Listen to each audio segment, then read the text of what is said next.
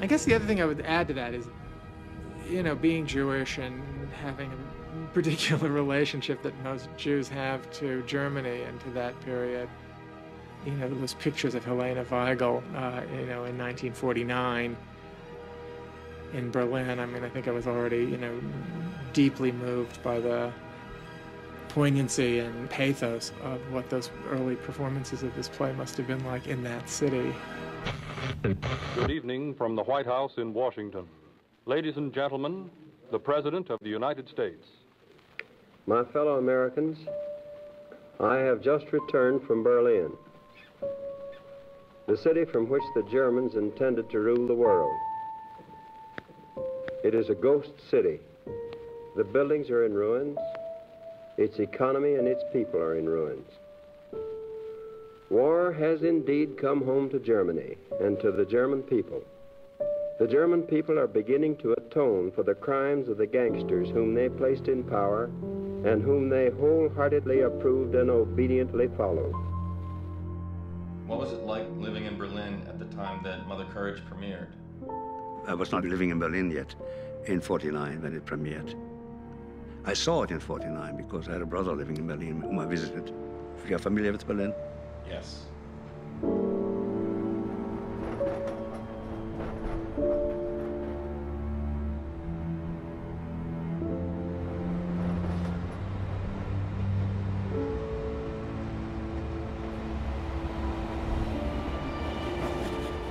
When you arrived at Friedrichstraße station,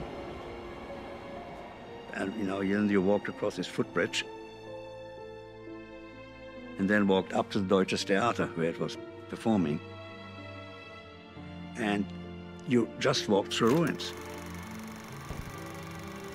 Ruins right and left, wherever you looked.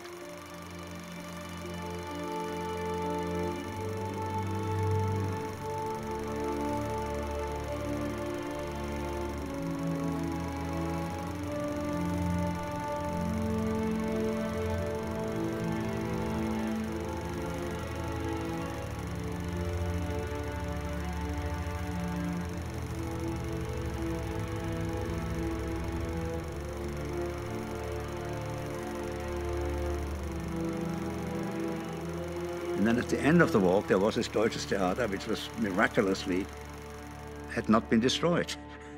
And you walked into the theater, and then you saw on stage Mother Courage. Ihr Hauptleut las die Trommel ruhen.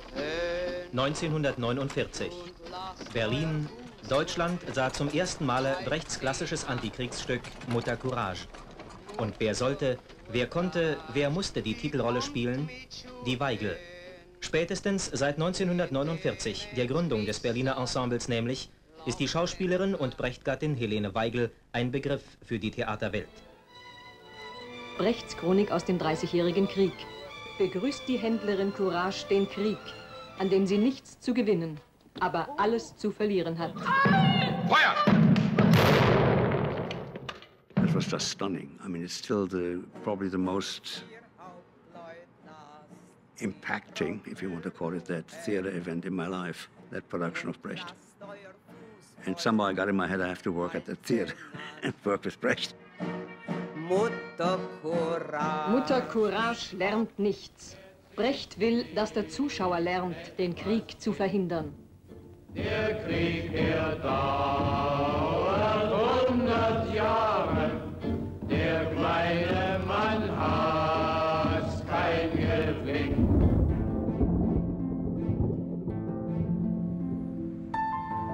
Mother Courage is not a play that says war is bad. You don't need a play to say that. It's a play that examines the question of what are the things that attract us to that which destroys us. Because all of us are acceding to what is being done in our name by our country.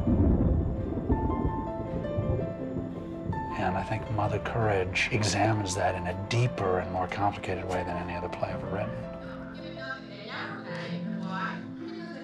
Well, why did you stay after the shooting started? Oh, them let go what's theirs? Oh, no, never. And I should be left holding the bill, not me. Usually the first week of rehearsal, this is what we call table work. The first few days you're sitting around reading the script. In this particular case, rewrites are continuing to come in because as Tony's hearing it and hearing the voices of the different actors, he's changing it both to suit their individual voices and also because he's hearing the scenes aloud. You're very talkative today. And I'm not courageous. Only poor people need courage. When you love something as much as I love this play, you don't really know what your job is. I mean, it's to make something that's playable by American actors. Bring kids with no process. And it's a wonderful thing for a playwright because it relieves you of the thing that most playwrights are really lousy at, which is plotting, and puts you right into the sort of mechanics of the profession. I mean, the business of how to make language that sort of zizzles when you're speaking it out loud. That takes an unnatural sort of courage because what they carry on their backs will cost them their lives. Then it starts getting up on its feet, and that's the phase that we're in right now. George is staging it down in the Newman Theater, which we're using as our rehearsal space. First time running it, this is happening. I think directing is a craft.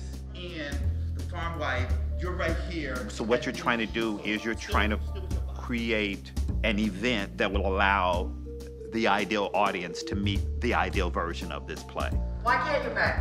No money, no schnapps. If I'm hearing a victory march, then the soldiers should have enough back pay to pay a bartender. I missed the looting. Only 1 hour of looting allowed in the whole city. The director is the ideal audience in the rehearsal room so that you are laughing and responding and communicating what you received from what they were doing. In the farmyard, they're lying there. Somebody help me, I need linen. I'm out. I sold every bandage I had to the regiment. What am I supposed to do, tear up good officers' shirts to make bandages?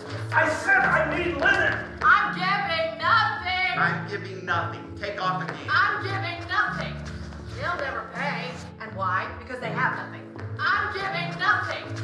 And here's why. They'll never pay because they got nothing. I said I need linen. And I'm giving you nothing.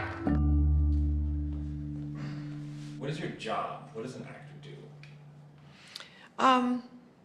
I'm the voice of dead people.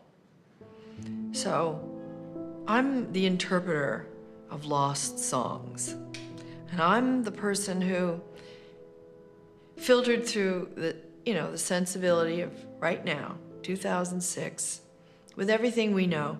I'm the interpreter. I'm between the audience that's going to hear it and my sense of what language they understand, and the person who wrote it years ago and conceived it, Brecht. Angelika, das kann fast amüsiert kommen, nicht? Also mal was Treibjahrs als Stage-Spitze, wenn man als Kind so heiß gebadet, nicht? Also nehmen Sie es mit Humor.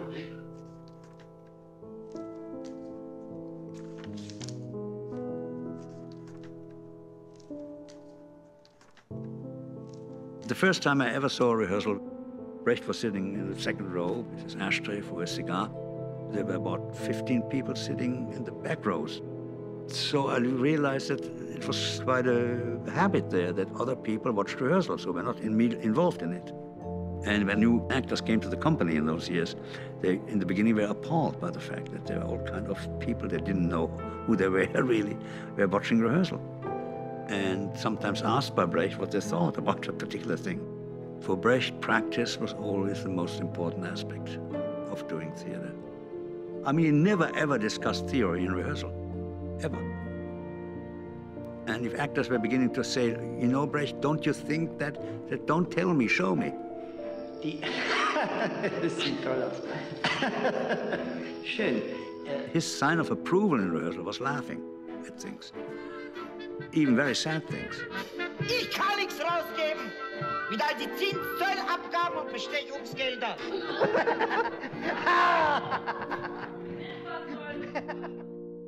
Well, the model book, it's like a comic book, really.